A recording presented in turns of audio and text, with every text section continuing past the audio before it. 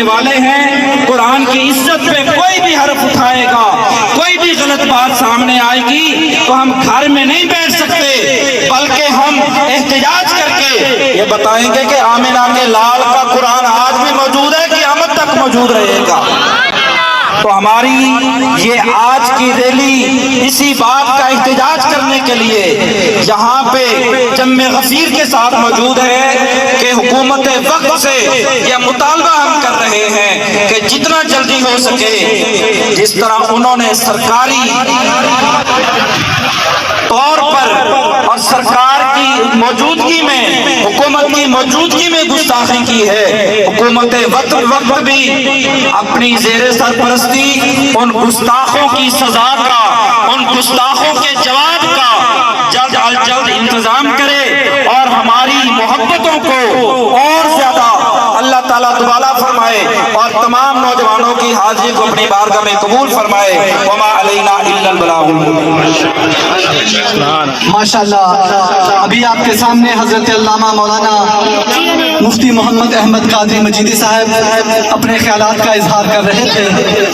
تو صرف 2 منٹ کی حاضری ہے، اس کے بعد دعا ہو جانی ہے، گرمی کی شدت ہے۔ نعروں کا جواب دیتے ہوئے میں اگلے خطیب کو دعوت اظہار خیال دینے جا رہا ہوں۔ نعرہ تکبیر، نعرہ رسالت، نعرہ حیدری، تاجدار ختم نبوت، عظمت قرآن، عظمت قرآن۔ میں گوش گزار ہوں حضرت علامہ سید واصف علی شاہ صاحب بخاری سے کہ چند وقت میں اپنے خیالات کا اظہار کریں۔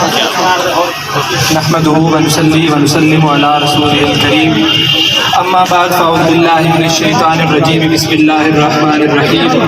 انا نحن نزلنا الذكر وانا له لحافظون صدق الله العظيم وبلغنا رسوله النبي الكريم الامين۔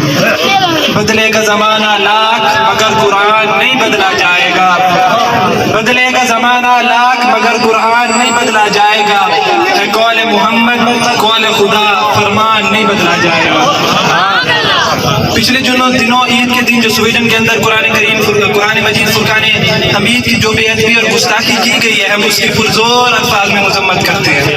اور ہمارا آج یہاں اکٹھے ہونے کا مقصد، اس ریلی، اس مارچ، اس جلوس کا مقصد حکومت وقت اور ہمارے اوپر جو حکمران بیٹھے ہوئے ہیں انہیں یہ پیغام دینا ہے کہ جلد از جلد سویڈن کو سرکاری سطح کے اوپر جواب دیا جائے۔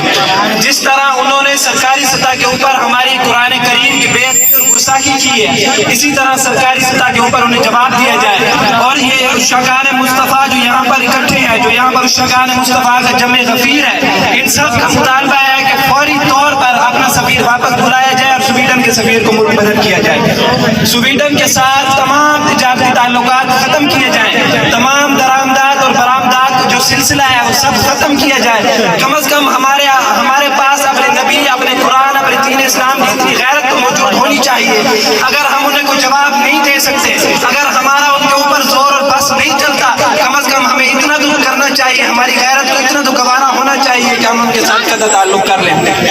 اور حکومت وقت کو کہنا چاہتے ہیں کہ آج نکلو قرآن کی عزت کے لیے، قرآن کے تحفظ اور ناموس کے لیے۔ اگر آج تم قرآن کے لیے نہ نکلے تو آپ خود سے پہلے گزرنے والوں کا حال دیکھ لو، جو صاحب قرآن کی عزت کے لیے نہ نکلے تو آج وہ ذلیل اور رسوا ہو گئے۔ اگر تم اس ضلالت، اس رسوائی سے بچنا چاہتے ہو تو آج قرآن کی حفاظت کے لیے، قرآن کے تحفظ کے لیے، قرآن کی عظمت، بلندی اور شان کے لیے میدان میں نکلو۔ تو پورے پاکستان کے اندر تحریک لبیک یا رسول اللہ پاکستان کے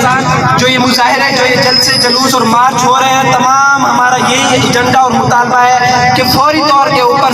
سویڈن کے ساتھ تمام تعلقات ختم کیے جائیں۔ اللہ تبارک و تعالیٰ ہم سب سے یہاں پر ملنا اور سب کو یہ بات اپنی بارگاہ میں قبول منظور فرمائے۔